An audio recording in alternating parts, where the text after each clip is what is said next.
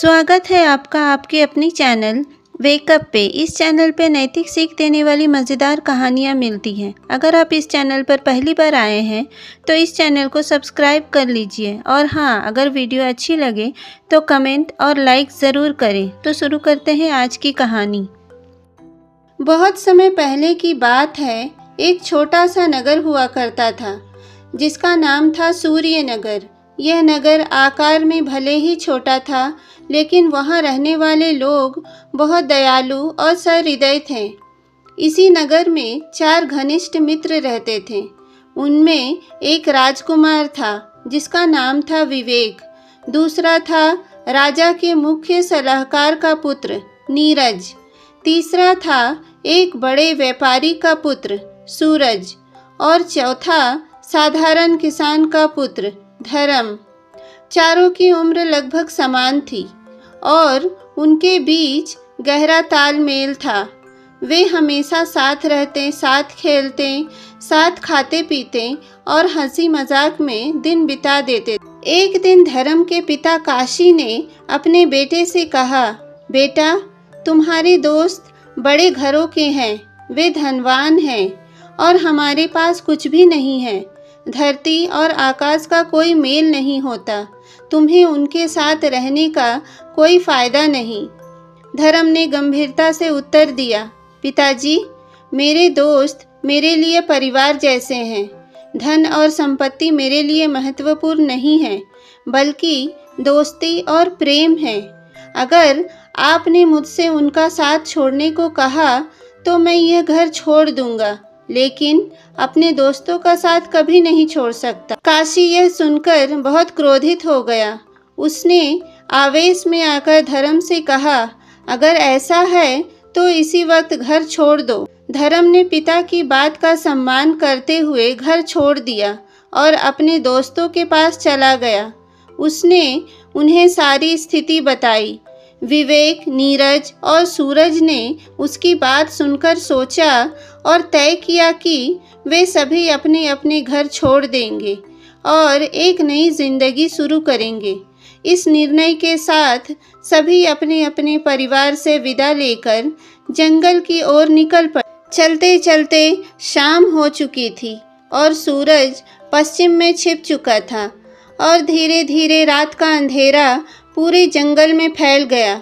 जंगल में अलग अलग जानवरों की आवाज़ें सुनकर चारों डर गए, लेकिन वे साथ थे, इसीलिए उन्होंने एक दूसरे का हौसला बढ़ाया।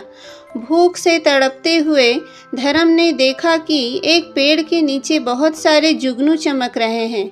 वह अपने दोस्तों को वहां ले गया और सबने पेड़ के नीचे आराम करने का निर्णय लिया।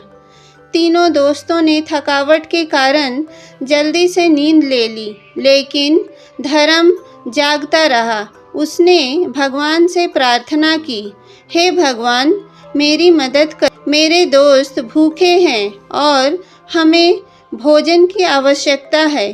धर्म की प्रार्थना सुनकर भगवान एक बूढ़े साधु के रूप में उसके सामने प्रकट हुए और कहा, बेटा, मांगो जो तुम्हें चाहिए। धर्म ने कहा, मुझे केवल अपने दोस्तों के लिए भोजन चाहिए ताकि उनकी भूख मिट सके। साधु मुस्कुराए और बोले, देखो बेटा, सामने जो आम का पेड़ है उस पर 4 आम लगे हैं। पहला पूरी तरह से पका हुआ, दूसरा आधा पका हुआ, तीसरा थोड़ा कम पका हुआ और चौथा एकदम कच्चा। इन चारों आमों में बहुत बड़ा भेद है। धर्म ने उत्सुकता से पूछा, कैसा भेद? साधु ने कहा, जो पहला आम खाएगा वह राजा बनेगा, दूसरा आम खाने वाला राजा का मंत्री बनेगा, तीसरा आम खाने वाले के मुंह से हीरे निकलेंगे और चौथा आम खाने वाले को जीवन भर के लिए कारावास मिलेगा। यह कहकर साधु गायब हो गए। धर्म ने सोचा और अपने दोस्तों के प्रति अपने प्रेम के कारण चौथा कच्चा आम अपने लिए रख लिया। बाकी तीनों आम उसने अपने दोस्तों को दे दिए। सुबह उठने के बाद विवेक, नीरज और सूरज ने आम खाए, जबकि धर्म ने कच्चा आम खाया। रास्ते में एक कुआं दिखाई दिया। प्यास लगने के कारण वे सभी वहां रुके और पानी पिया। जब विवेक ने पानी पीने के बाद थूका तो उसके मुंह से हीरे निकले। उसने चुपचाप उन्हें अपनी जेब में रख लिया। अगले दिन जब वे एक बड़े राज्य शिवपुरी में पहुंचे, विवेक ने हीरों में से एक हीरा नीरज को दिया और बाजार से भोजन लाने को कहा। नीरज जब बाजार पहुंचा तो वहां एक बड़ा उत्सव हो रहा था। उसने किसी से पूछा, यह उत्सव किस लिए हो रहा है? एक व्यक्ति ने जवाब दिया, राजा का कोई उत्तराधिकारी नहीं है और नया राजा चुनने के लिए हाथी को छोड़ा गया है। जिस व्यक्ति के गले में हाथी माला डालेगा वह हमारा नया राजा बनेगा। तभी हाथी ने नीरज के गले में माला डाल दी और वह राजा बन गया। नीरज ने अपनी नई पहचान को गले लगाया और अपने दोस्तों को भूल गया। कुछ समय बाद सूरज को भी मंत्री बनाने के लिए हाथी भेजा गया और हाथी ने उसे ही चुना। अब सूरज भी अपने मित्रों को भूल गया। धर्म और विवेक भूखे और थके हुए थे। धर्म ने कहा, अब मैं कुछ खाने का प्रबंध करता हूँ। विवेक ने तीसरा हीरा धर्म को दे दिया, लेकिन अब धर्म हीरा देकर भोजन खरीदने गया तो दुकानदार को शक हुआ और उसने धर्म को चोरी के आरोप में पकड़वा दिया। उसे कारावास की सजा सुना दी गई, जो उस कच्चे आम का परिणाम था। विवेक यह सब देखकर दुखी हो गया और उसने शिवपुरी को छोड़ दिया। चलते चलते वह एक गांव पहुंचा, जहां उसकी मुलाकात एक गरीब किसान माधव से हुई। माधव ने उसे अपने घर ले जाकर भोजन करवाया।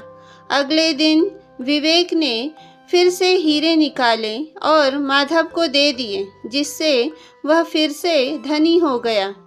कुछ समय बाद विवेक ने सुनहरे तोते का रूप धारण किया और उड़ता हुआ एक राजमहल पहुंचा, जहां की राजकुमारी ने सुनहरे तोते से विवाह करने का प्रण लिया था।